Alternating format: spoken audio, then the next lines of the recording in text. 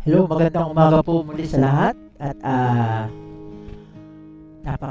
medyo malamig ngayon ang weather natin dito sa Baguio, paiba-iba eh. Merong malamig, merong mainit. Kahapon sobrang init, ngayon medyo malamig naman.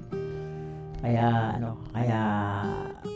inyo pong alagaan ang inyong sarili na mabuti, no? Ang ating pong topic ito, makikita nyo dito, after grace, men and women must live with godliness. Yan po ang ating topic. So,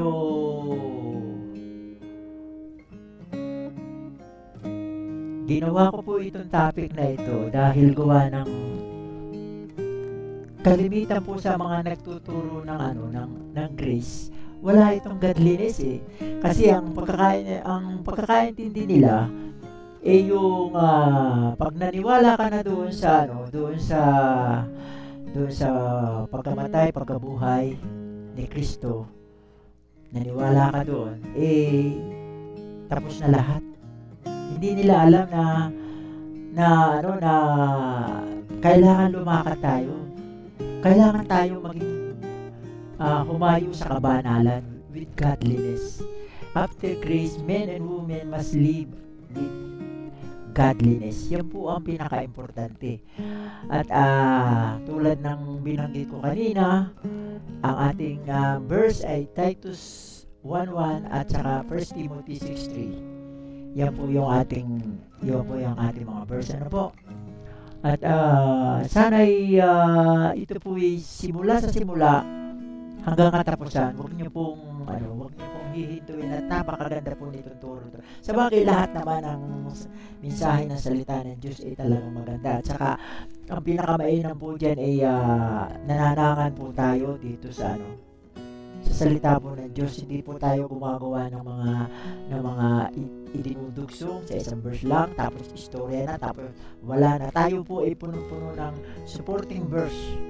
Supporting verse po ang ginagawa natin sa ating mensahe. Kasi noong una, ginagawa ko rin yan. Nung ako'y nasa pastor pa ng isang denomination. Dalawang ang pinuntahan ko na denomination nung ako'y nagpastor. Pero ngayon, nalaman ko na buong katotohanan, wala tayong denomination. We are member of the body of Christ. We are belong to the body of Christ. At yung ating head si Jesus Christ. Yun lang po, wala nang iba. At yan po yung pinakauna pa sa mga denomination na pinagkakamalan ngayon na bagong turo. Hindi po yan bagong turo. Mas luma pa po yan, mas una pa yan kaysa doon sa mga denomination. Pagkabasa po ng ating verse, tayo po ay magpapaliwanag na pagkatapos po natin mag-pray, tayo po ay magpapaliwanag na.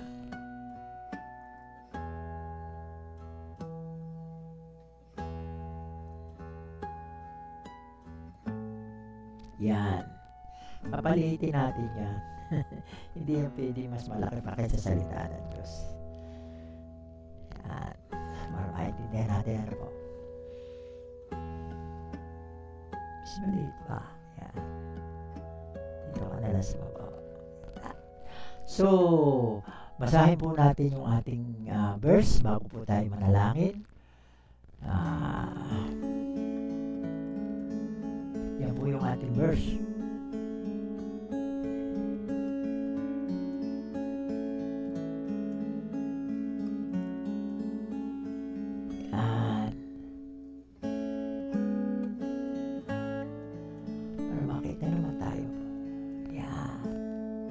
Yan ang verse natin. Intindihin natin mabuti yung verse natin, ha?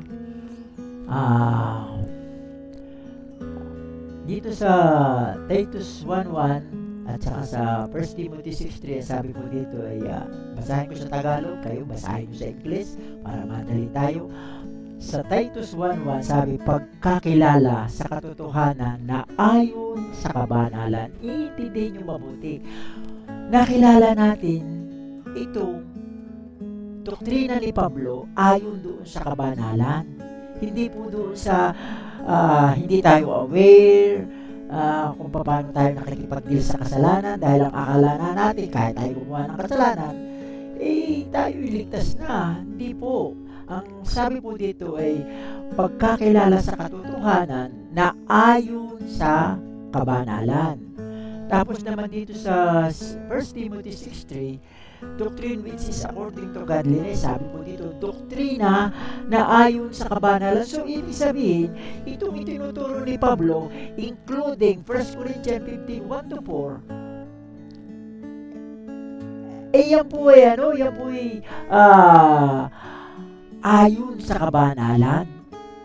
Hindi po tayo magiging loose para doon sa pakikipag-deal natin sa kasalanan. We must avoid to sin. Opo. Hindi nyo yung magagawa, alam ko. Hindi nyo yung magagawa. Narito sa mga paliwanag dito. Kaya, sundan lang po natin yung mga paliwanag para maintindihan po natin. Sige, tayo po yung manalangin. O Amang Diyos, pagkalooban niyo po kami ng katalinuhan upang sa ganun po ay maunawa namin mabuti ang kabanalan dito sa doktrina ni Apostol Pablo, na pagkatapos po namin malaman ang gospel of salvation ay kami pinatutungo mo doon sa papuntang kabanalan. At ganun pa man, alam mo naman kami namumuhay pa sa laman, pero hindi mo kami hahayaan. Ikaw ang pupupok sa amin. Kaya dapat maramdaman namin na kami ay naroon sa tamang posisyon, na kami gumagawa ng kabanalan, ng kabutihan. Kaya kapag kalooban niyo po kami ng katalinuhan, buksan niyo po ang aming mga puso, Panginoon, upang sa ganun ay maunawa namin ito mabuti. At Lord God, itaas niyo po lahat ng makakabukas ng video ito, na pagpalain niyo po sila, i-bless niyo po sila, Panginoon. Yes, Lord God, i-bless niyo po sila sa lahat ng bagay, Panginoon. Hindi ko na po babanggitin isa-isa, sapagkat alam niyo naman ang aming mga pangangailangan sa aming buhay, mapa-spiritual man, material na bagay man, o masa pangkaligtasan man, o Lord God. Salamat po, ito po ang aming dalangin sa pangalan ni Jesus. Amen, amen. Yan. Paliwanag natin ng mabuti para maintindihan nyo yung ating pag-uusapan ngayon. Yan o. After grace, men and women must live with godliness. Yan o.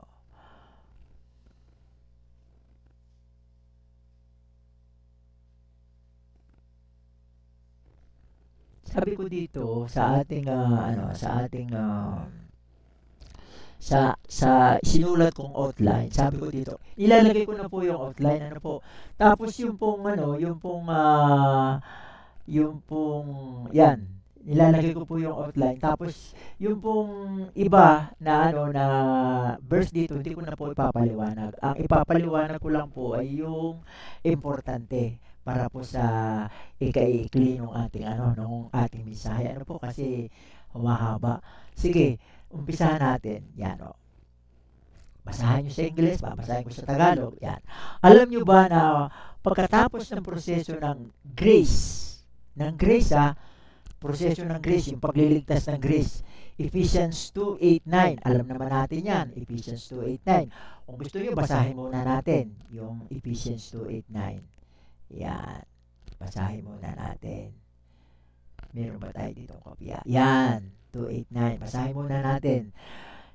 Basahin nyo yan sa English, tapos ako babasahin ko sa Tagalog. Yung pong aking translation, mismo King James, doon sa Tagalog.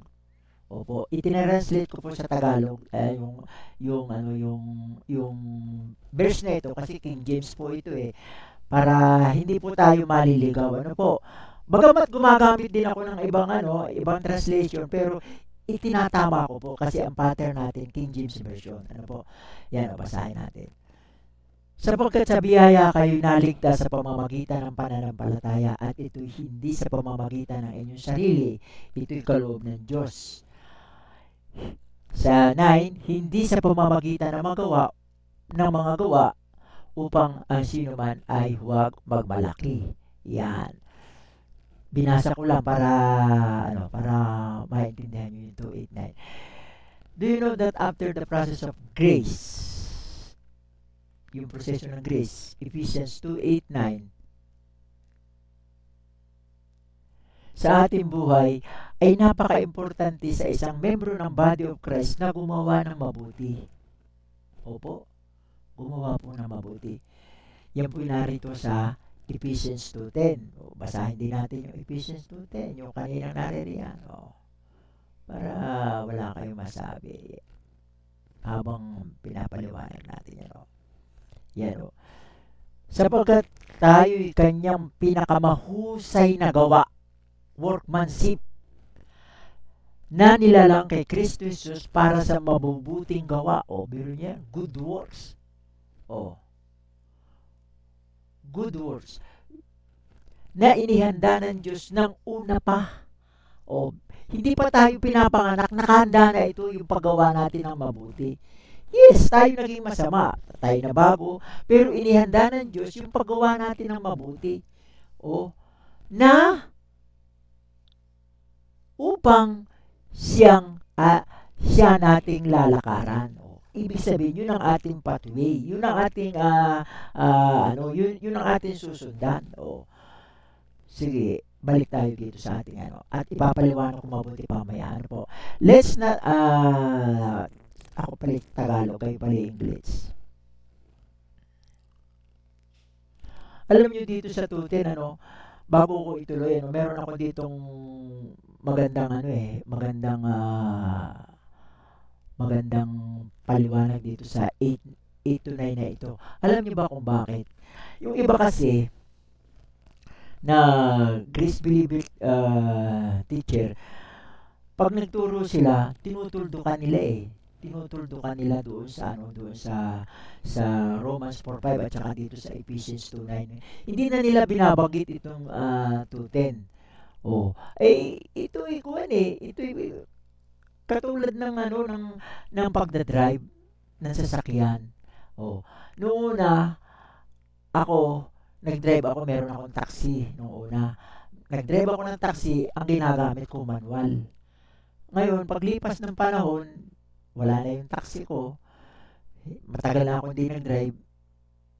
Yung aking manugang bumili ng sasakyan pero automatic. Sabi Papa, gamitin mo yan. Hindi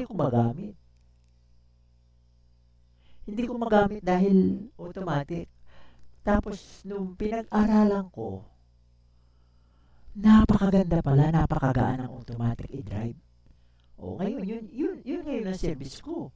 Automatic. Katulad din yan ng pagliligtas Ibinigay sa iyo yung pangkaligtasan, pero pag hindi mo alam gamitin, sorry ka lang. Akala mo ligtas kayo pala, hindi.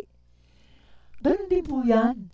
Magaan lang, madali lang kapag ka inaral mo at isinabuhay mo. Kailangan din may gawa.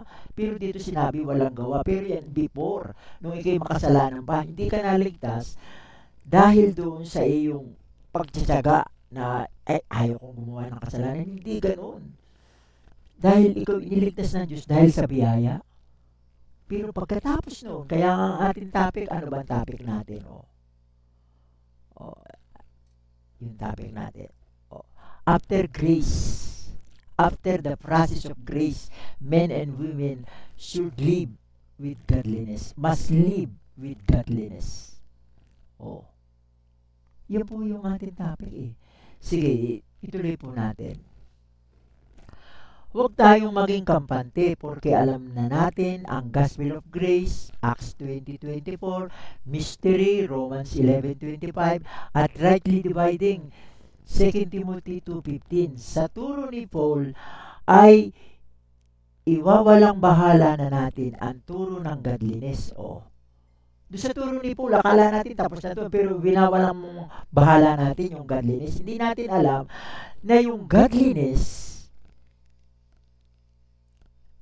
doon naaayon yung doktrina ni Pablo. Yung bang Ephesians 2:8-9 at saka yung 1 Corinthians 15:1-4, saan ba yung galing? Sa doktrina ni Paul. Ano sinabi ni Paul? Na itong doktrinang ito naaayon sa kabanalan. Godliness, yan ang nawawala. Nawawala yan sa mga grace believer teacher. Oo, kaya ito, kung ito po'y patungkol ko dun sa mga grace believer teacher. Ang dami pong nagtuturo ng gano'n. Ito, itutuloy natin. Mangi, mangingilabot kayo dun sa ibang mga tinuturo nila Oo, nawawala na yung mabuting asal.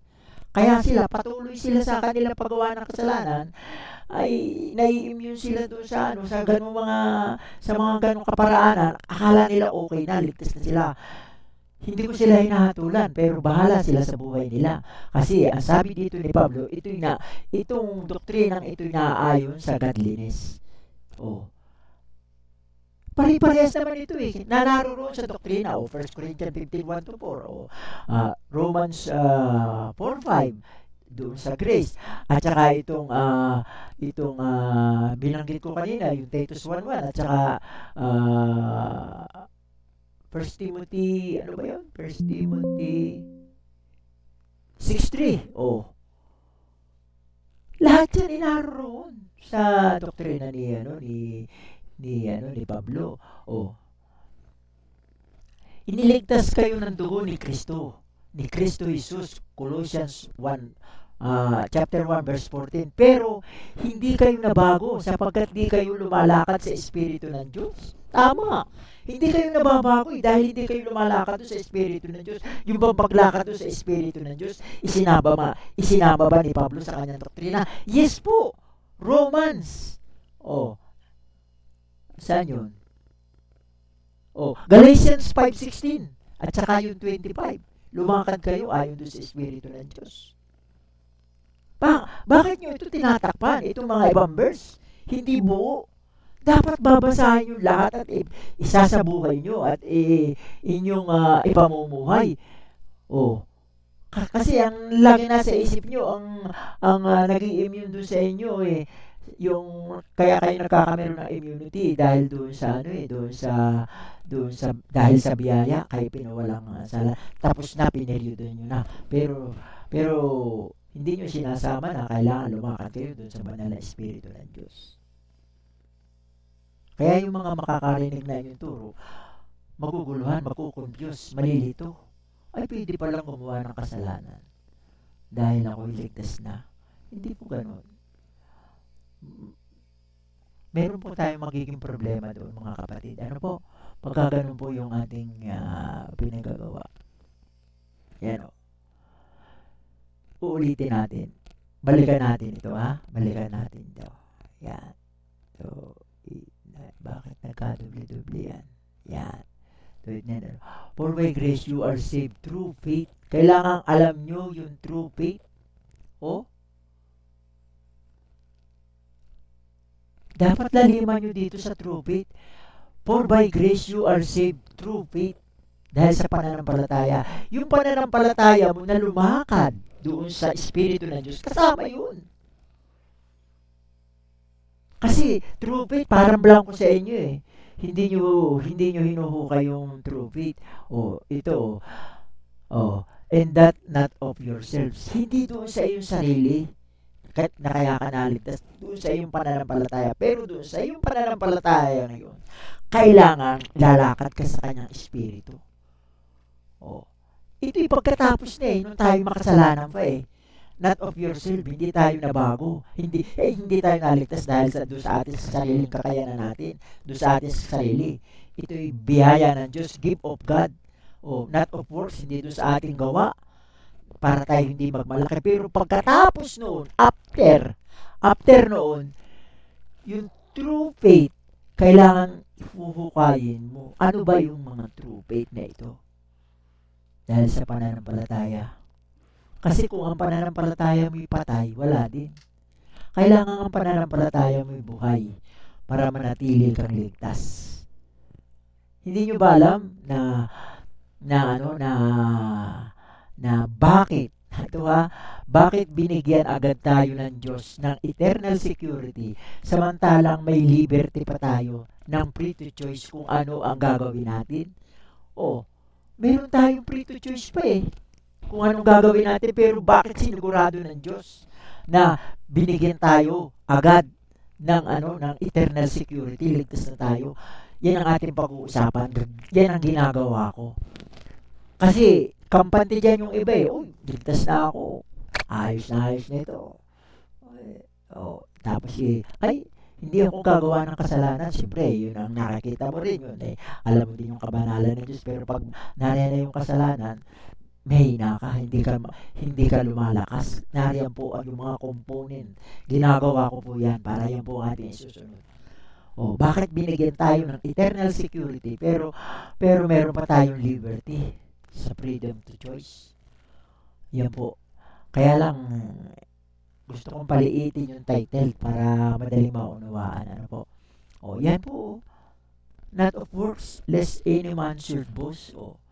Tapos dito, sa 2:10, itong pinaka-importante. Importante itong 2:10 na ito mo. Sapagkat tayo kanyang pinakamahusay na gawa, workmanship, tayo yung kanyang produkto. Produkto niya tayo na nilalang kay Kristo Jesus. Sa pamamagitan ng ating Lord Jesus Christ, tayo doon ginawa, nilalang ng Diyos. Anong kasunod? Para sa mabubuting gawa. Sinabi ba ditong, magkasala kayo, libre kayong magkasala. Mabubuting gawa para sa mabubuting gawa.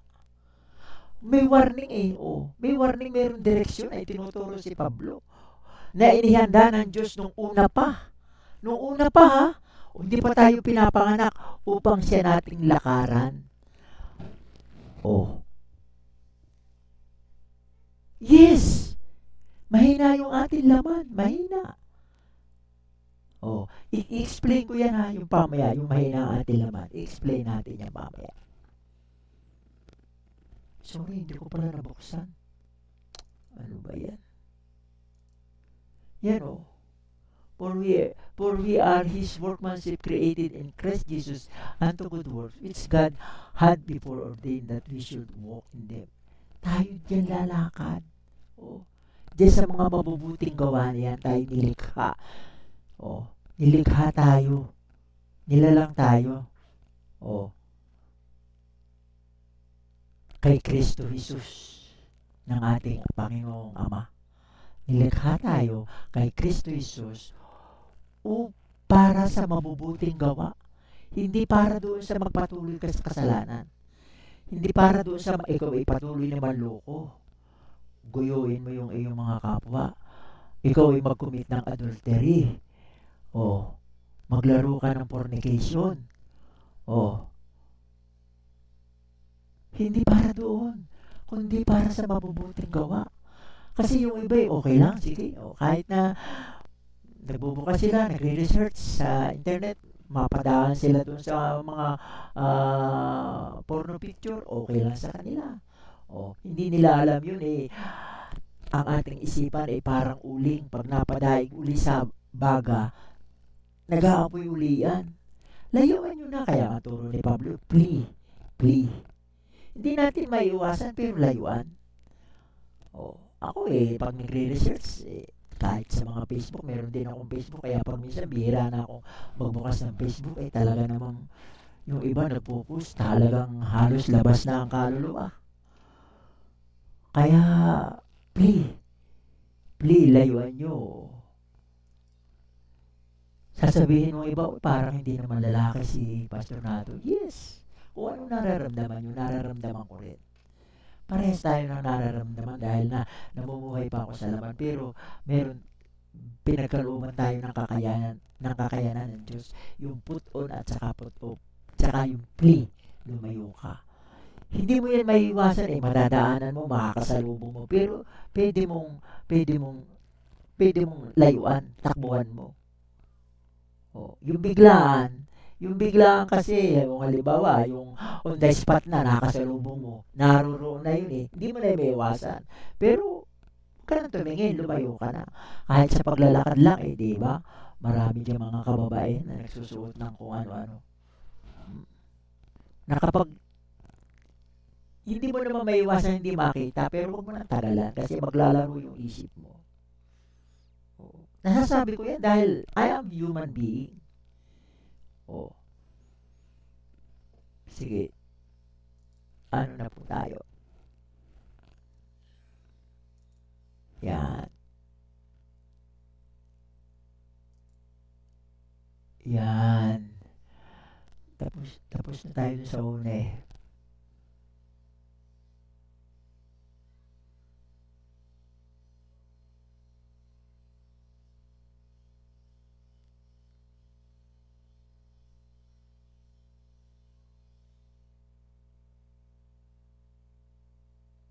Bakit nawawala tayo?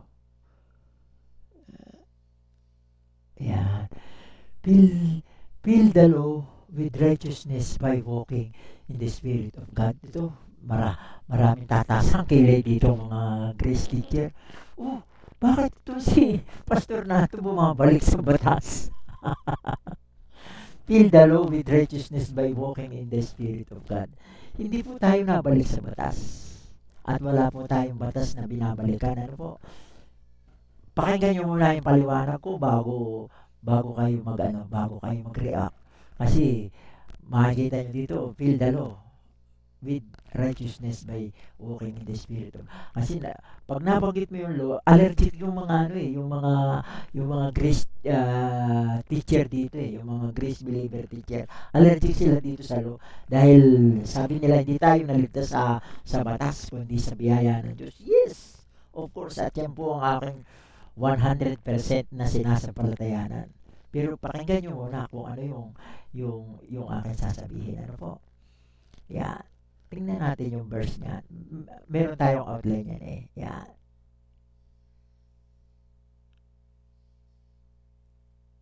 Yan. Feel the law with righteousness by walking in the Spirit of God. Hindi ko muna ito papaliwanag para medyo excited kayo at medyo surprised, no? Sige. Ito po yung ating outline. Yan. Yan ang outline natin. Feel the law with righteousness by walking in the Spirit of God. Yan basahin nyo yan at ako naman ay babasahin ko sa Tagalog para tayo madali. Yan, karamihan sa mga Kristiyanong naniniwala sa dispensation ng grasya ng biyaya ng Diyos, grace of God, ay naglagay na agad ng tuldok dito sa Romans 4:5 yung pinag-uusapan natin kanina at saka dito sa Ephesians 2:8. Tinuldukan agad nila hindi nila binasa ang buong lahat ng doktrina ni Pablo yung nakapanood sa doktrina ni Pablo. Romans to Philemon, at saka yung Acts chapter 13 to 28, dapat basahin nyo yan lahat para maintindihan nyo mabuti. Sabi nga ni Pablo, maunawaan nyo ang iniisip ko tungkol doon sa hiwaga ng Panginoong Jesucristo kung babasahin nyo lahat. Kung babasahin natin mabuti yung mga sinulat ni Pablo, doon natin maunawaan kung ano yung hiwaga na sinasabi ng ating Panginoong Jesucristo. Maintindihan natin yung kanya iniisip ni Pablo. Dahil hindi lahat yung sinulat ni Pablo hindi lahat. Pero yung iniisip niya, pupunta din sa isipan natin kapag binasa natin lahat yung doktrina ni Pablo, yung hiwaga. Kaya nga hiwaga ay lihim. Mystery. Sige, tuloy natin at humahaba na naman tayo. Kasi pinipid up ako ng Holy Spirit Kaya doon nahaba yan. Narito na tayo kanina na parang tinapos na nila ang mga turo ni Pablo doon, which if you analyze it as if it give, parang nagbibigay ng license to commit a sin that can cause confusion, especially to grace Christian babes, lalo na doon sa mga bata pang Kristiyano ng biyaya ng Panginoon. Nagbibigay ng pag-aalilangan, confusion. Sabi niya, ay, ganun pala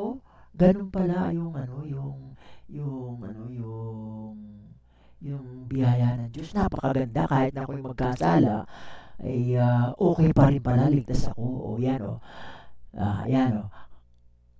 Kapag narinig mo yung kanilang mga salita, kasi kalimitan ito sinasabi ng mga grace teacher ito narinig ko na ito doon sa mga nakakasama kong nagtuturo, kaya ako hindi muna ako nag-comment dahil sabi ko aralin ko muna para hindi ako sang-ayon. Pero nung pinag-aralan ko, doon ko nakita yung hiwaga talaga ng misteryo ng ating Panginoon Kristo.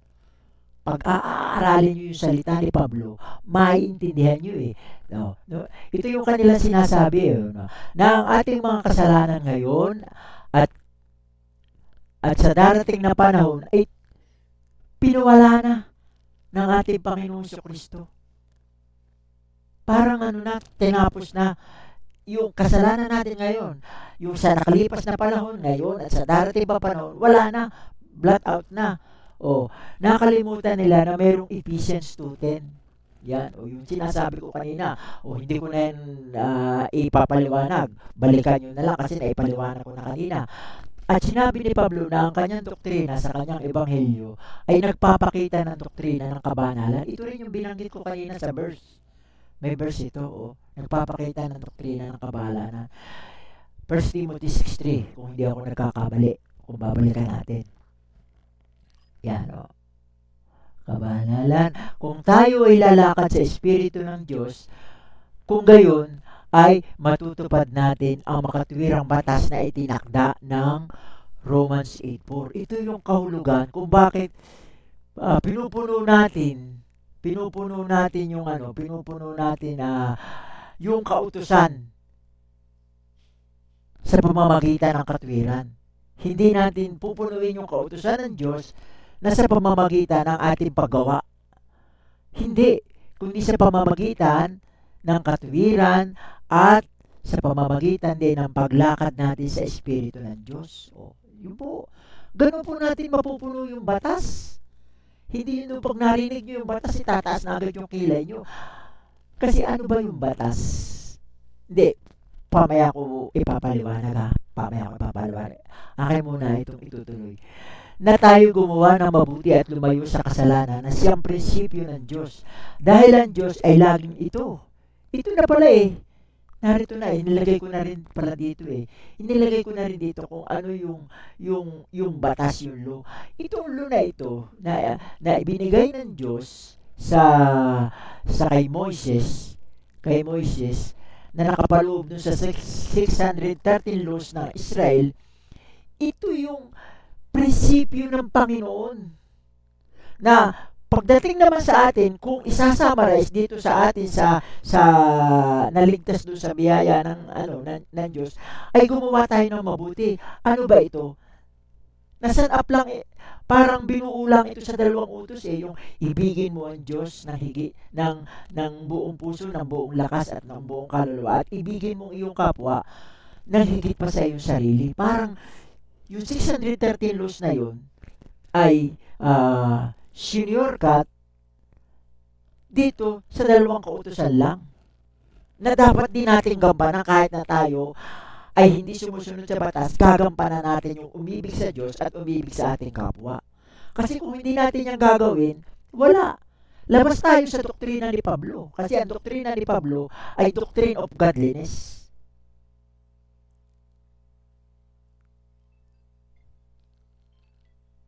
Wala tayong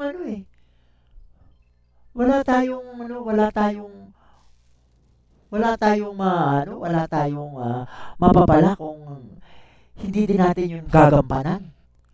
Yes, niligtas tayo doon sa biyaya ng Diyos. Pero useless kung hindi natin gagampanan yung ibigay ng Diyos. Paano ka mananampalataya sa biyaya ng Diyos kung hindi mo iibigay na yung Diyos? At kung wala ka namang pag-ibig sa iyong kapwa? Sige nga, kung ikaw ay mayroong sentido komon,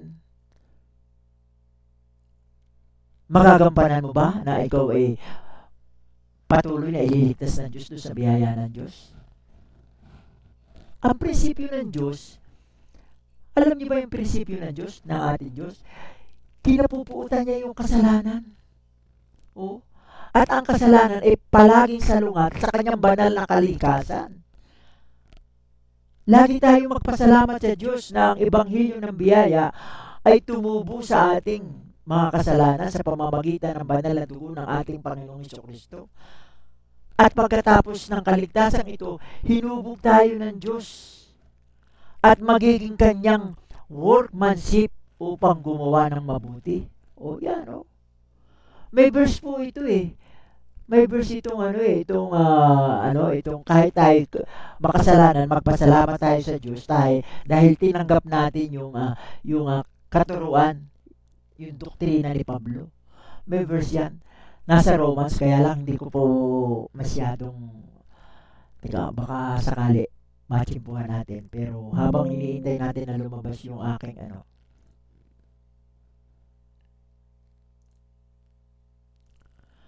yan, tingnan natin ha. Tingnan natin kung tama yung aking pangunawa. Romans, kasi pinipid up tayo ng Holy Spirit eh.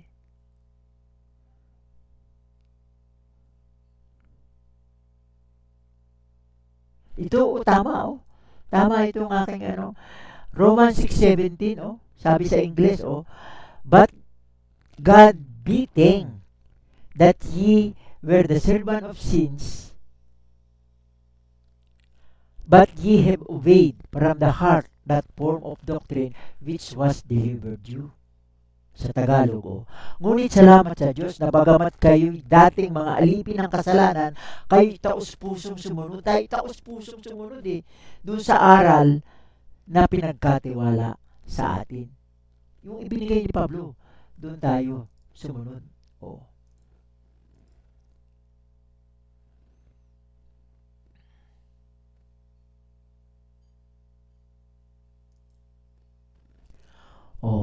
Kaya yan sige, ulitin natin ha.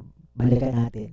Yung Romans 4:5, 4:5, sabi dito, Romans 4:5, na naririto sa ating yan, Romans 4:5 ha, babasahin ko yan ha, datapwat sa kanya na hindi gumagawa, ibig sabihin hindi na work out ng ating sariling kakayanan para doon sa paggawa ng mabuti, doon sa pagsunod ng batas ha. Ngunit sumasampalataya sa kanya na umaaring ganap na sa masama ang kaniyang pananampalataya ibinibilang na katwiran. Yes. Yan ang ibig ko sabihin na tinutuldukan na agad. Hindi nila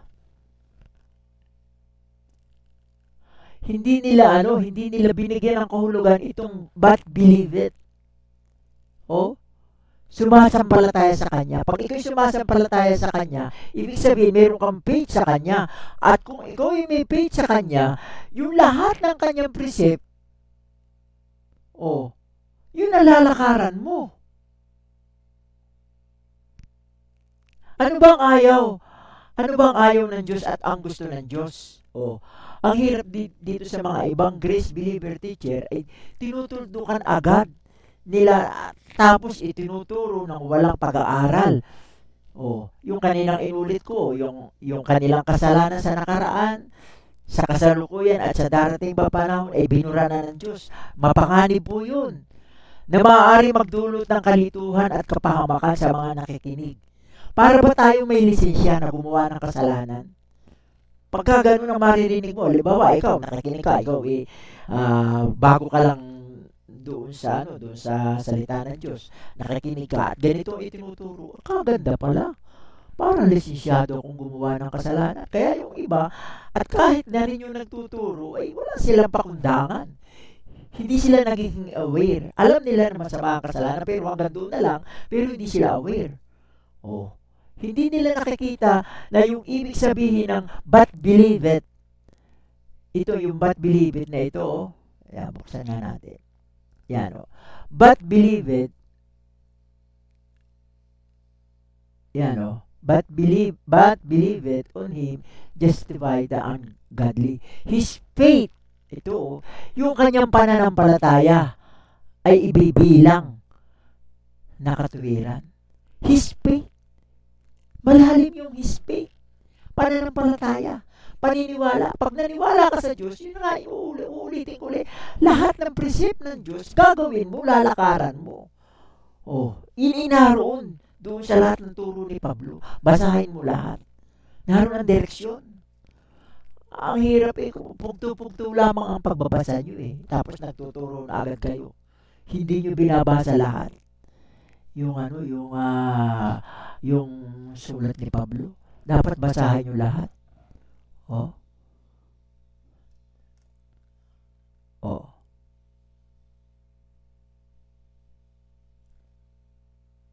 Tapos dito, dito sa Ephesians 8:4, oh, dito kayo tumataas ang kilay kanina, oh, that the righteousness of the law, oh, pag narinig nyo yung law, oh, si pastor nato nabalik sa batas. Eh, wala na nga tayo sa batas. Bakit mabalik pa ito sa batas? Hindi nila alam na ito yung sinulat ni Pablo. Romans 8:4. Ang liwanag, oh, that the righteousness of the law might be fulfilled in us. Mapupuno daw sa atin, pero paano? Hindi niya doon tinuldukan para tayo tumaas ang kilay. Who walk not after the flesh, but after the Spirit. Oh. Bakit daw lalakad ng hindi ayon sa laman? Dahil ang laman natin hindi nakapasa sa batas. Hindi tayo pasado. Ang grade natin hindi 65, 0. Maganda yung 65 eh. Sa mga nag-aaral 65 yung baksak eh. Pero sa atin 0. Wala. Kahit isa. Kahit sino pa sabihin mo diyang mga banal na tao na nabubuhay noong araw. Walang nakapasa dyan. Ang nagpapasa lang sa atin dyan, yung biyaya ng Diyos. Oh. Ngayon, mapupuno natin ito. Kasi di ba sinabi ko sa inyo kanina, mapupuno natin yung law, yung kabutihan ng batas, mapupuno natin yung righteousness of the law. Yan, righteousness of the law, mapupuno natin yan kung tayo lalakad hindi sa laman kundi sa Espiritu ng Diyos. Kasi yung Espiritu ng Diyos, yun ang pupukpok sa atin. Mararamdaman mo, kailangan maramdaman yung mga kapatid eh. Kasi yung iba hindi nararamdaman. Kaya ano lang sila, hindi aware sa pakikipag-deal sa kasalanan. Ako nararamdaman ko eh. Kaya sabihin nyo na lahat ng sasabihin nyo sa akin na ako'y nabalik sa batas. Hindi po ako nabalik sa batas. May nagsabi pa nga sa akin, napaka-perfecto mo naman. Hindi ako perfecto. Nasa laman nga ako eh. Nakakagawa lang ako ng ganyan dahil ako, lumalakad ako ayon sa Espiritu ng Diyos. Kaya nga, kung maaari nga, di na nga ako maglalabas eh. Ngayon, dati marami akong friend na Grace Believer Teacher, sama-sama kami, nagtatawa na, pagka minsan nakakarinig ka pa nga ng mga green joke. Kaya nga, mas maganda pa nga, nag-iisa ka na lang. Oh. Kaya ngayon, ang hinahanap ko eh, yung church na ako ngayon, nagcha-church muna ako dito sa Grace Bible Church.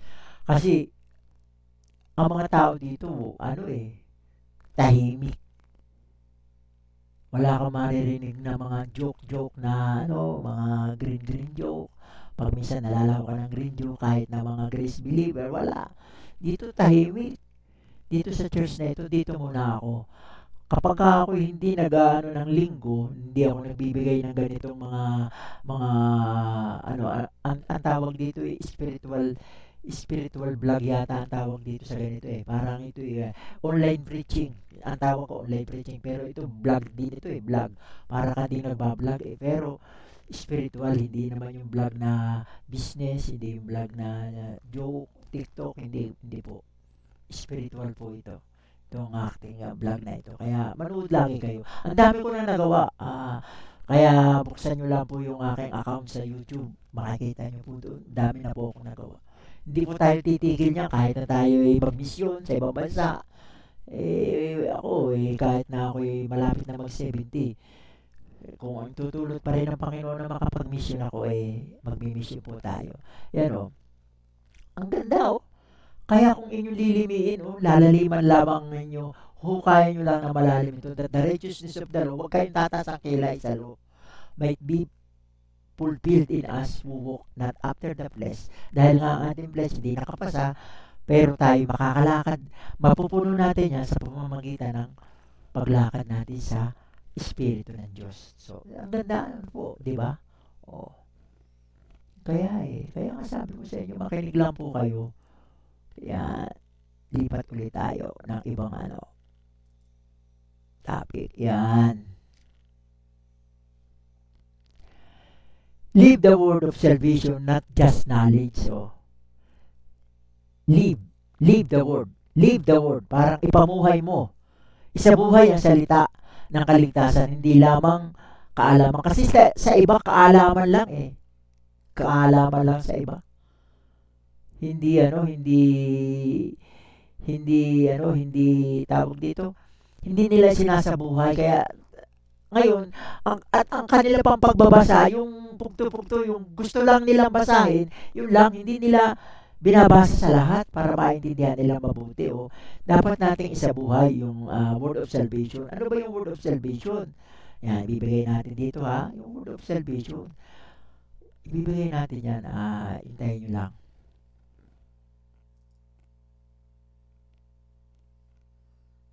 Yan, ang word of salvation. At ito muna ang outline natin, ating basahin. Ano? Yan. Basahin mabuti ang mga verses ng Romans 10:9. Yan o, 10:9.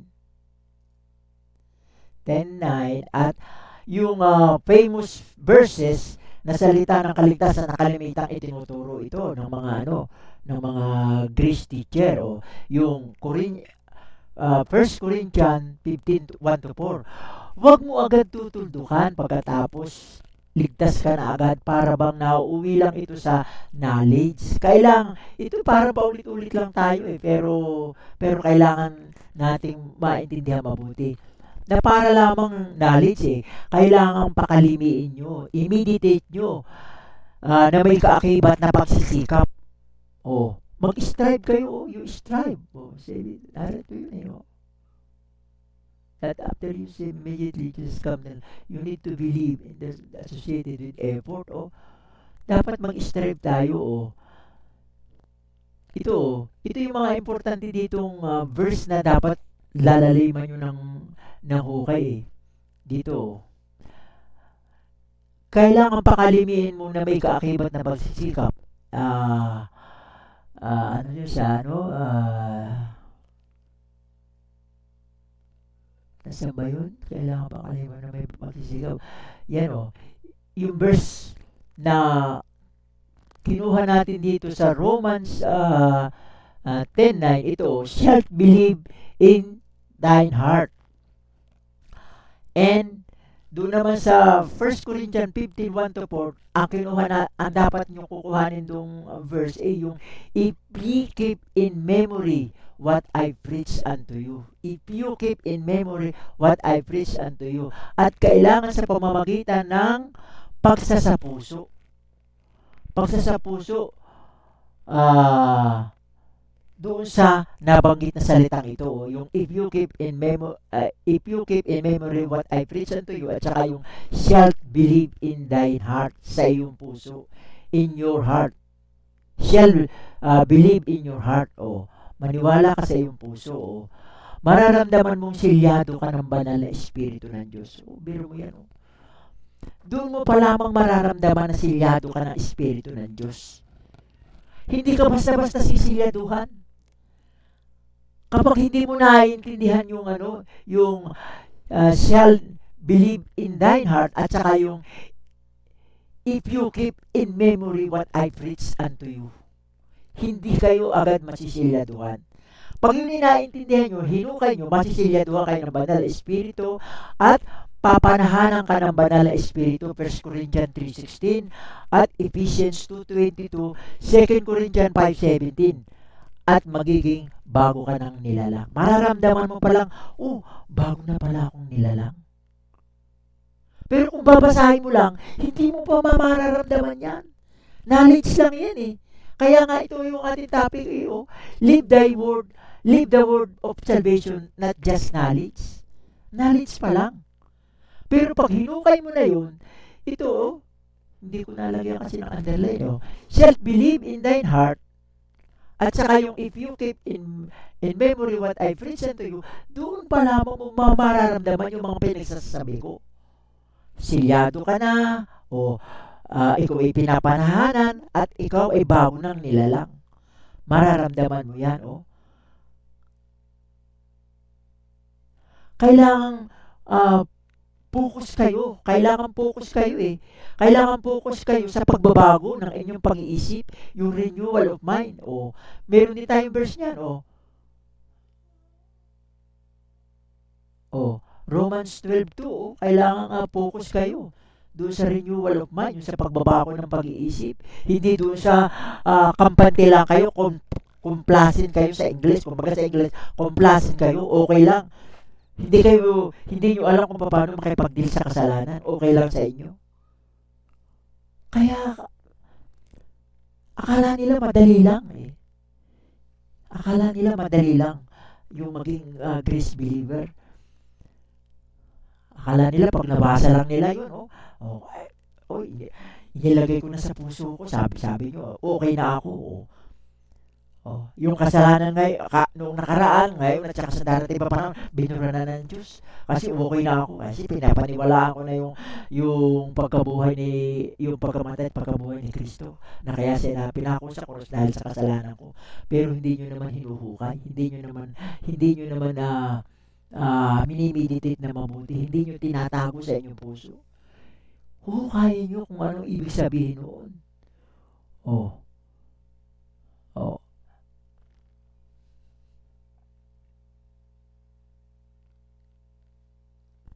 Yan ang sabi dito. Kailangan focus kayo sa pagbabago ng inyong pag-iisip, Romans 12:2, at huwag tularan ang salibutang ito. At nakikiusap sa atin yung pinagbilinan ng ating risen Lord Jesus Christ. Sino ba yung pinagbilinan niya? Si Apostle Paul, na alang-alang sa mga kahabagan ng Diyos na inyong ialay ang inyong mga katawan na isang handog na buhay, banal, nakasiyasiya sa Diyos, na siya ninyong makatwirang paglilingkod. Ihahandog natin yung ating katawan bilang banal na handog sa Diyos. Pag sinabing ihahandog mo yung iyong katawan sa Diyos. Kasi ito yung pakiusap eh. Ang nakiusap sa atin si Paul, pero ito yung bilin ng ating risen Lord Jesus Christ kay Paul. Na ito ang sabihin mo sa mga tao, makiusap ka na ihandog nila yung kanilang sarili na buhay. Sa Diyos.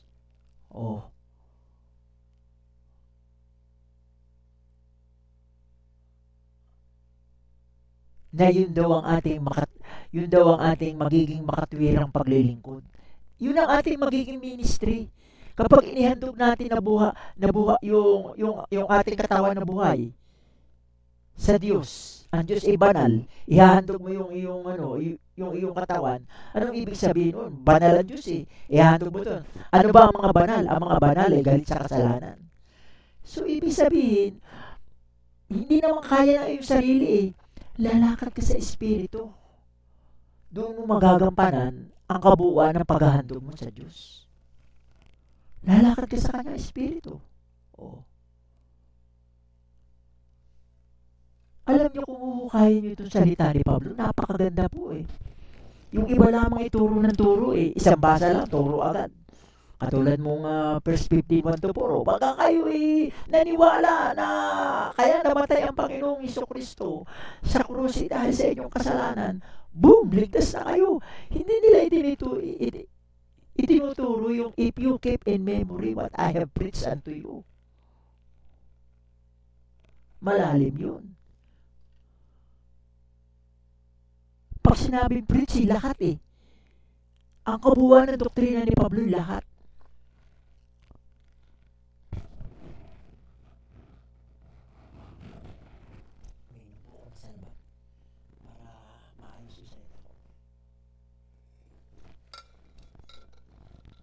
Kaya, kung tayo po magbabasa, atin pong basahin na maayos, hindi po papugtaw-pugtaw. Tingnan ang ganda doon. Ito na lang, 1 Corinthians 15 ang aking babasahin nasa pamamagitan nito kayo ligtas kung matatag ninyo itong panghahawakan. Maliban, kayo'y sumasampalataya ng walang kabuluhan. O,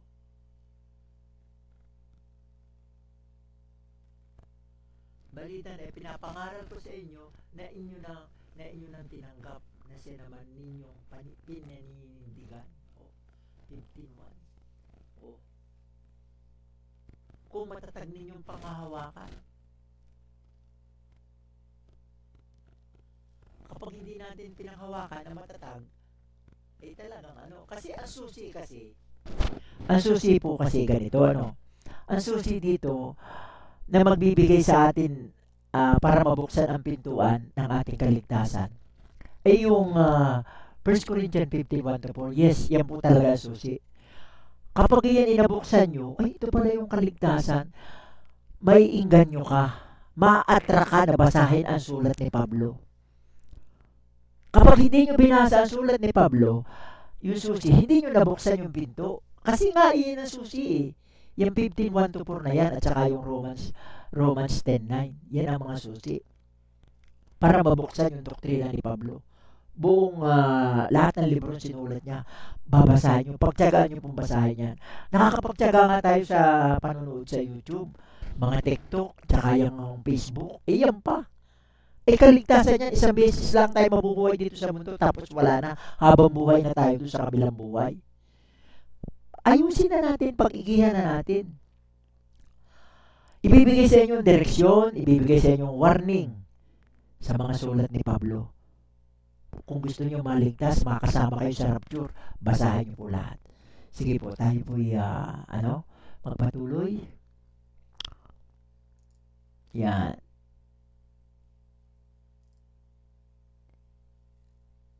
Yan, godly woman. Kasi, yung po ating topic, ang sabi ko po doon sa ating topic, after the grace, men and women must live with godliness. Kaya ngayon, ito na yung last godliness. Tapos, bibigay natin yung ating conclusion.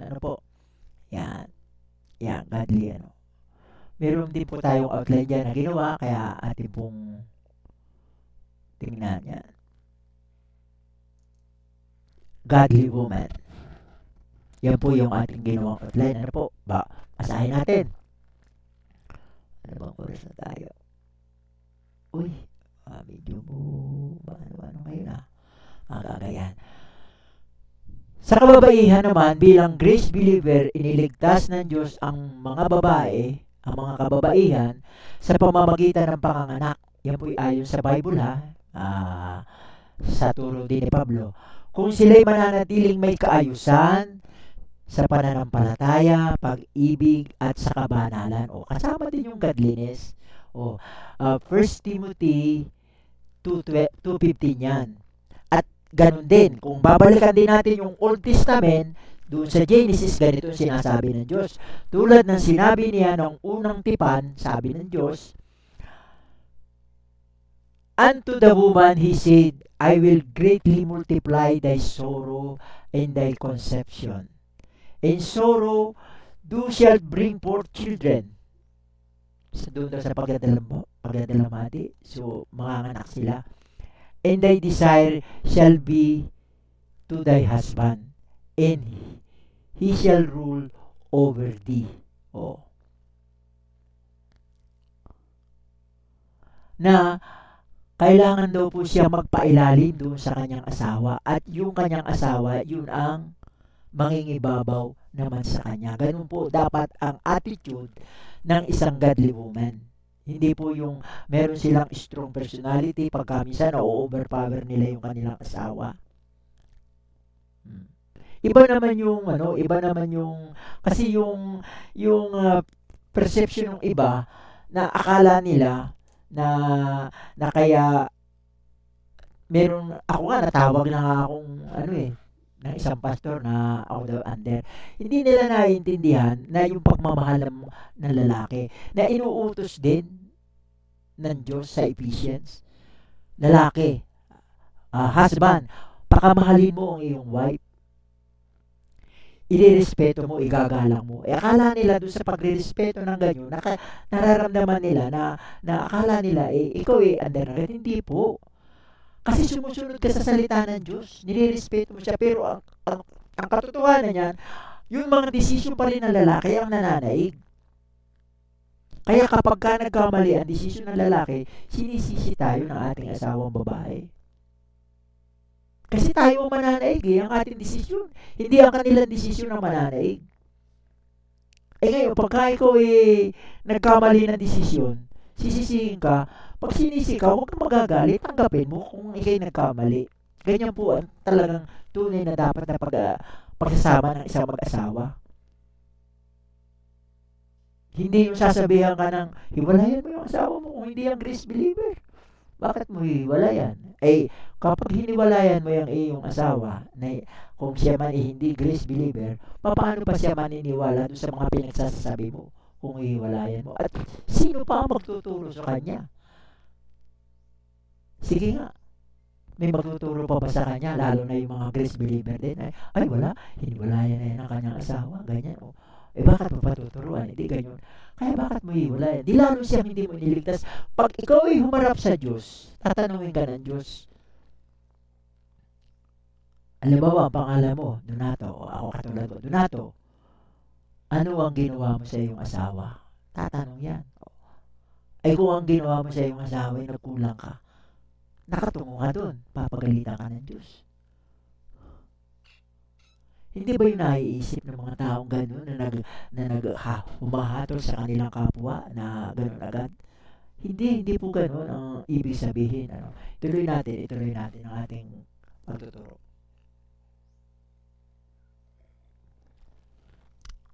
Ito pa, yun nasa, yung sinabi ko kanina, nasa Genesis 3:16 yun, yung sinabi ko kanina. Tulad din naman ng sinabi sa Kawikaan, ang mga babae dapat may takot sa Diyos na pinagtitiwalaan ng kanilang husband. Nagsasalita siya ng karunungan at ang kanyang dilay may aral at kabaitan. Yung ibig sabihin may aral at kabaitan. Huwag kayong magmamarites ng hindi maganda. Lalo na kung may masasaktan, meron kayong masasagasaan. Kaya ang kailangang lumabas sa inyong pagsasalita ay meron kayong kabaitan at pinupuri meron ang nagsasalita kayo ng may karunungan at ang inyong dilay may aral ng kabaitan. Pinupuri ang kanilang mga ang kanyang anak at ang kanyang husband ay pinupuri ng ibang tao dahil sa kanyang kabaitan. So kung ikaw ay nagpapakita ng kabaitan, pupurihin din ng iyong mga anak at saka yung iyong husband. Yan si Pastor Nato, ang bait ng asawa niyan, napupuri ka. Ngayon kung yung asawa ay hindi kung marites ng marites, kung ano-anong pinagagagawa, kung ano-ano mga chinichismis, kung ano yung mga narinig idadaldal sa iba. So di ibang hindi ka pupurihin, pati yung mga anak mo kasama.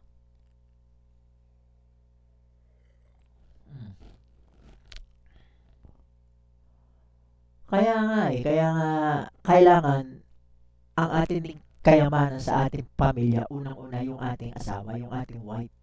Yan ang kayamanan din natin sa ating pamilya. Kaya mahalin natin kahit na alam naman natin na pag minsan hindi din naman sila yung nakakasunod sa ganitong dahil nga kukulang pa ang kanilang mga aral, hindi pa rin sila nagiging perpekto. Habaan natin ang ating pasensya. At sa bandang huli, sa katuturo mo, kapapakinig ng ganitong mga salita ng Diyos, matututo sila. At doon, mapupuri ka rin kapag sila'y natuto. Diba? Yun ang magandang ideya ng isang husband. Husband na pastor, yun po magagandang tapos yan ating itagtuloy. Magkaganyan pa man, kayong mga husband, dapat ninyong ibigin ang inyong wife at igalang naman ng wife ang inyong husband na siyang nararapat. O kailangang iibigin natin yung ating wife, tayong ano, at yung namang mga wife natin, kailangang iibigin naman tayong mga husband. Ganyan po yan po yung sinasabi dito sa Ephesians 5:33. At hindi po, ito po yung pinakamaganda dito, marami po dito tataas ang kilay. Baka hindi sila pumayag sa akin, magagalit sila sa akin ito. Ito, at hindi po pinahihintulutan, uminom muna ako, baka ako'y pagalitan ng mga kababaihan dito eh. Hindi naman po lahat ng kababaihan, dahil hindi naman po lahat ng babae, pastora, ilang po mga pastora na kababaihan na magagalit sa akin dito. Sapagat narito po, at hindi po pinahihintulutan ni Pablo na magturo ang mga kababaihan na magkameron ng pamumuno sa mga kalalakihan, kundi tumahimik. Tahimik lang sila dapat sa loob ng church. 1 Timothy 12 po. Meron po tayong verse niyan. 1 Timothy 12 po. Hindi po ako nagsasalita niyan. Hindi po yan galing sa akin kaisipan, kundi galing po yan sa salita ng Diyos. Yan po yung ipinahayag ng ating risen Lord Jesus Christ kay Apostol Pablo. Kaya siguro nung nabubuhay si Apostol Pablo, pagka naririnig ito kay Apostol Pablo ng mga kababaihan, gumagawa din siya ng depensa sa kanya sarili. Uy, yan ang sinabi ng Diyos ha, hindi ko yan sinabi. Ngayon naman, sinasabi ko, yan ang sinabi ni Pablo na ipinahayag naman ng risen Lord Jesus Christ. Kaya, ano pa? Wala po tayo, yan 1 Timothy 2:12, babasahin niyo po mga kababaihan na pastora.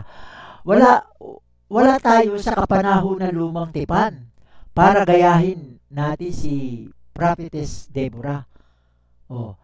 Na pinangunahan niya ang hukbo ng kalalakihan. Ito po yung nangyari sa Israel. Kaya ito katuruan sa Israel, hindi ito katuruan sa body of Christ. Na pinangunahan niya yung hukbo ng mga kalalakihan. Ito po inaroon doon. Basahin niyo po yung buong chapter ng 4 at saka 5 ng Book of Judges. Naroon po yan. Si Prophetess Deborah. Kaya yung aking anak na bunso, ay nung pinanganak siya, ako po'y ganap na noon. Ang tawag dito, ako po'y na-convert na noon as Christian. Ang ipinangalan ko po'y Deborah. Kaya po Deborah pinangalan ko kasi nakita ko ito sa Bible, sa Judges. Tayo nasa kapanahunan na ng biyaya ng Diyos kung saan dapat nating sumunod. Dapat po natin sundin yung doktrina ni Paul. Tayo po ay nasa panahon ng biyaya ng Diyos. Na ipinapahayag sa Kanya ng risen Lord Jesus Christ. Ipaliwanag natin mabuti yung 1 Timothy 2:12. Ayon doon sa ibinigay sa akin ng banal na Espiritu ng Diyos. Sabi po dito sa Tagalog, dito sa 1 Timothy 2:12, hindi ko pala nailagay. Sorry po, yung verse. Yan. Yan na lang. Ito. Basahin nyo na lang yan. Sa sa inyong Bible.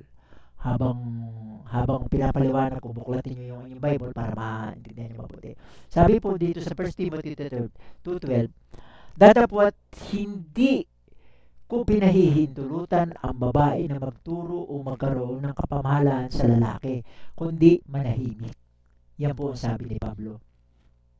At kung narinig nyo na ito, kung narinig nyo na po ito mga kababaihan at hindi nyo naiintindihan yung Gospel of Grace, bahala na kayo. Kung magpapatuloy kayo sa pagtuturo o pagpipreach sa unahan, kung may hawak kayong simbahan, sa unahan, ay lumalabag kayo sa mga turo o doktrina ni Pablo. Lumalabag kayo. Hindi nyo sinusunod yung doktrina ni Pablo. At lumalayo kayo doon sa doktrina ng kabanalan. Doctrine of godliness. Ano ba yung doctrine of godliness? Makikita ba natin yung sa Bible? Meron po. 1 Timothy 6:3, yan yung ating dalawang verse. Doctrine of godliness. Lumalabas kayo doon. Lumalabag kayo. Kasi, hindi nyo sinusunod si Pablo eh. Magtuturo pa rin ako kasi wala naman doong marunong sa church namin eh. Ako lang ang marunong ng mga kalalaki. Eh bakit hindi mo gawin mag-train ka ng isang lalaki? O kaya kung may anak kang lalaki, i-train mo siya. Siya magturo. Para lang, umayong ka doon sa itinuturo ni Pablo. Sorry po ha. Hindi po ito galing sa aking kaisipan. Ay kung maaari nga po, hindi ko na dapat ito ituro eh. Dahil ayaw ko makasagasa at ayaw ko makasakit sa damdamin ng iba. Pero yun po ang sinasabi ng banal na kasulatan. Kaya meron tayong godly woman. Oh. Kasi iniligtas din kayo ng Diyos. Dito sa dispensation of grace, dito sa grace of God na sinulat ng ating Apostol Pablo. Ngayon, kung kayo mga pastora ay magpapatuloy na magtuturo, lumalabag kayo. Lumalabag kayo doon sa sinasabi ni Pablo. Masakit pong pakinggan yan. Masakit talaga. Masakit pakinggan dahil ang sinasabi ko. Kaya nga po sabi ko sa inyo, hindi ako titigil sa ganitong gawain habang ako'y nabubuhay dahil hawak ko yung katotohanan. Katotohanan po ito, this is the truth.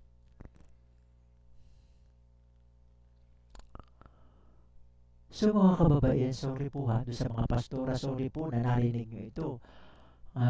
Kung nagbukas kayo ng video ito, narinig nyo ito dahil talaga pong hindi po pinahihintulutan ni Paul. Hindi po, wag po natin gayahin yung Old Testament dahil hindi sa atin yan. Yan ay katuruan sa Israel at saka yung nangyari pa noong unang panahon. Siguro sa panahon ito, baka hindi na rin yan mangyayari pa sa Israel. O, baka hindi din sa bagay wala akong nakita sa Judaismo na nagturo mga babae. Wala din sa Judaism. Yan ang kanilang unang religion sa Israel. O, wala din mga babae. Nangyari lang ito kasi ito yung ibang katwiran ng mga pastor. Bakit si Propeta Deborah pinangunahan niya yung hindi po lahat ng pangyayari ganun at yan ikaturuan sa mga Israel. Pero dito sa atin, napakaliwanag ng turo ni Pablo dito sa dispensation of grace, grace of God, gospel of grace of God na hindi pinahihintulutan ang mga kababaihan. Sorry to hear that. Mga ladies, mga pastor na ladies, sorry po to hear that. So, okay na po tayo dyan. Ano po? Itanim niyo po yan sa inyong isipan mga kababaihan na pastora. Ano po? Wag po kayo magagalit sa akin. Yan po yung katotohanan. Yan po yung katotohanan. At kung kayo mali humukay po ng katwiran na para magpatuloy lang kayo dito sa pagpipres nito. Talaga pong hindi po kayo lalabas dito. Meron pong magpipilter sa inyo. Ito pong 1 Timothy 2:12.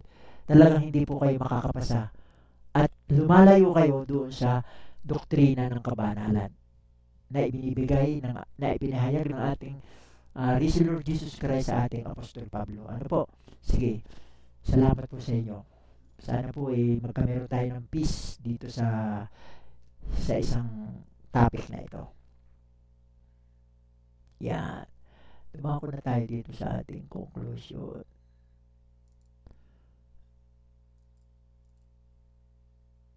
Conclusion natin, live in righteousness, avoid unrighteousness. Yan po yung ating pinakamagandang conclusion natin. Kahit di ko na nga po basahin yung conclusion okay na dahil live in righteousness, mabuhay ka sa kabanalan at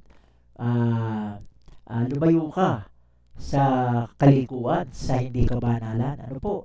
Diyan pa lang ano na tayo, tapos na yung ating pero babasahin pa rin natin yung ating outline para po mas maganda naman at maintindihan nyo. Yun yung ating outline. Kasi dalawa po yun Hindi po nagkasasa-isa yan. Sige, basahin natin. Paano magkakaisa ang body of Christ kung ang iba sa inyo ay complacent at di aware sa epekto ng kasalanan? Yes po, tama po yun. Alam ni Paul na meron pa din tayong freedom to choice. Kaya kung magiging ganyan tayo at magiging maluwag sa paggawa ng kasalanan, tatalunin pa din ng desire ng laman ang paglakad ninyo sa Espiritu ng Diyos. Yes, manghihina tayo. Manghihina tayo, hindi tayo makakalakad ng matuwid. Hindi, mauna ang ating mga tuhod na lumakad doon sa Espiritu ng Diyos. Yung ating spiritual na tuhod. Kung magiging complacent tayo at hindi tayo magiging aware sa kasalanan, mahina ang ating tuhod. Hindi tayo makakalakad doon sa sinasabing sa sinasabing walk in the Spirit of God. Manghihina kayo at mawawala ng kakayahan na i-put off ang old man with his deeds at i-put on ang new man renewed in knowledge after the image of that created him. Colossians 3:19 po yan. Ito po yan. Oops, sorry. Ito po yan. Colossians 3:19. Yan. Ano po niya, lahat po ng ginagawa kong alam niyo po, yung lahat ng ginagawa kong outline, i-screenshot niyo po yan. At sigurado po kung napakaganda pong ituro niyan. Mas magaling kayong magsalita kaysa sa akin dahil ako nauutal-utal, kayo hindi. Mas magaling kayong pastor. Kaya nga kung ako nga po sabi ko nga sa sarili ko, kung ako yayaman, ako maghahanap ng isang pastor na magaling magsasalita, yung magano sa akin at siya na lang pagkasalitain ko kahit akong gagawa. Tapos i-review niya kasi siyempre meron din naman siya sariling pag-iisip. I-review niya kung may dapat siyang palitan niya. Kung hindi, okay lang. Kaya lang, iniintay ko pa po yun. Yung mama. Sige. Paano tayo magiging magandang halimbawa? Ito yung pinakamaganda rito eh. Ito. How can we be a good example? Paano tayo magiging magandang halimbawa sa kasulukuyan sa mga unbeliever? Kung yung ginagawa nila ay ginagawa nyo din, kung ginagawa din natin. Kasi nagkakasala din sila, nagkakasala din tayo. Di ba natin nagkakasala din naman yun. Bakit pa ako gagaya sa kanila ng mga grace believer na yan? Parehas din naman kami nagkakasala yung kanila motivation na nawawala. Lalo na kung ikaw pa nagtuturo tapos nakikita ka pa ikaw pa nagkakasala. Kung mayroong halimbawa isang teacher na nagtuturo tapos siya pang nangguguyo sa kanya mga paano yan? Magkakaiwalwala yan. Kaya sabi ko kanina paano tayo mabubuo? Doon sa ating unang salita, paano tayo magkakaisa, mabubuo ang body of Christ?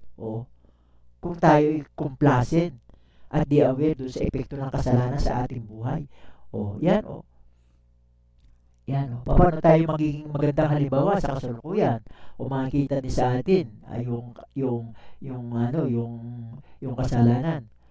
Hindi pa nila paniniwalaan ang liwanag ng ebanghelyo. Siya nga naman, kapag nagtuturo tayo ng liwanag ng ebanghelyo ni Pablo, at saka yung ningning ng ating Panginoong Jesucristo doon sa kanyang pagkatao, hindi yun makikita sa atin kung tayo yung nakikita rin gumagawa ng kasalanan. Yung liwanag ng Ebanghelyo ni Pablo, na masasaksihan nila ang kasalanan mula sa iyo. 2 Corinthians 4:4b. Alahanin natin na may puot ang Diyos sa unrighteousness. Romans 8:18. Meron po tayong verse niyan. Ito, Romans 8:18. Kunti lang ang panahon ang magiging pagdaing at pagtitiis natin sa buhay na ito, sa lupa, sa paghihintay sa pagkukup, ang pagtubo sa ating katawan. Ibig sabihin, kukunti na lang yung panahon, bakit hindi pa natin gawin yung nararapat? Kunti lang naman ang panahon natin dito sa lupa Bakit hindi pa natin? Sapagkat samantalang naghihintay naman tayo na tayo kupkupin. I-redeem tayo yung ating body, papalitan ng bagong katawan. Ilang beses ko na rin yan nasabi sa inyo. Yan ay nasa Romans 8:23. Tapos, if it is compared to the glory that we will reveal to us, Napakaikli ng panahon ng ating pagtitiis kung ating ikukumpara doon sa buhay na walang hanggan na mahahayag sa atin sa Romans 8:18. Magtiis na tayo. Lumakad tayo na naaayon sa Spirit. I-offer natin yung ating katawan na buhay. Opo, mga kapatid. Yan. It is not easy to be a grace believer. After we believe in the death, burial, and resurrection of Christ, we must not be complacent in our spiritual life. We must strive to live in righteousness, which is taught by Paul's doctrine. If it wasn't important, Paul wouldn't have written it. Kung ito hindi importante, mga kapatid, itong mga sinasabing ito ni Pablo, hindi na niya ito susulatin. Ito yung magsisilbi sa ating warning eh. Warning oh. At saka direksyon. Kung hindi importante yun, kung ang importante lamang ay yung 1 Corinthians 15:1-4 at saka yung 10:9, Romans 10:9, yun na lamang ang susulatin ni Pablo. Wala na, tapos na. Tuldok, period. O, yan na lang. O, yan na lang gawin nyo. Ay, marami pa siya sinulat na warning sa atin. Oh.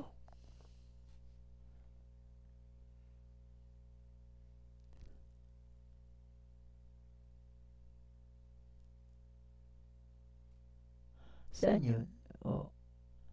Kaya nakikiusap si Paul, ang ating apostol, ang apostol ng Gospel of Grace of God sa lahat ng mga membro ng Body of Christ na i-exercise nyo ang godliness na nagmumula sa Panginoon, sa ikagaganda, ikalalakas, at sa ikalalago ng samahang ito. Ano ba itong samahang ito? Itong samahang ito ay yung tinatawag na lifeless organization but a living organism. Tayo yung body of Christ. Tayo yung samahang yun. Hindi tayo organisasyon. Oh. Nasaan yun? Yan oh. Not a lifeless organization but a living organism. Oh. At sikapin nating pagmamahal ang makita sa atin, ang love with faith. Yun dapat ang makita sa atin, sa ating kapwa. Oh. From God the Father and the Lord Jesus Christ. Ephesians 6:23.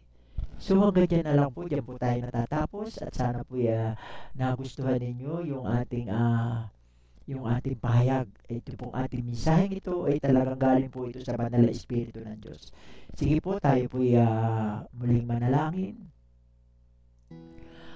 O Amang Diyos, maraming salamat po sa pinagkaloob niyo sa aming mensahe ngayon na kahit po ako'y napakasakit ng aking ulo sa oras na ito, pero talaga pong ginampanan ko rin yung aking tungkulin sa inyo, Panginoon.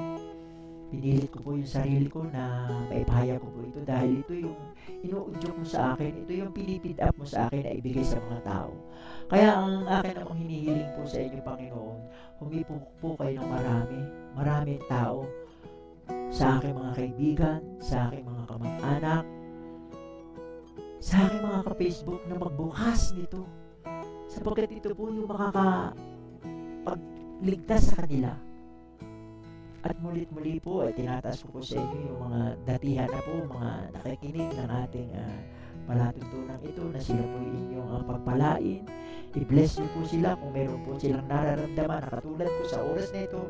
Hipuin niyo po at pagalingin niyo po, Panginoon. Wala po akong kakayanan na o kapangyarihan na magpagaling, kundi kayo po, Panginoon. At punuin niyo rin po yung may mga pagkukulang, lalo na po sa kanilang pamumuhay.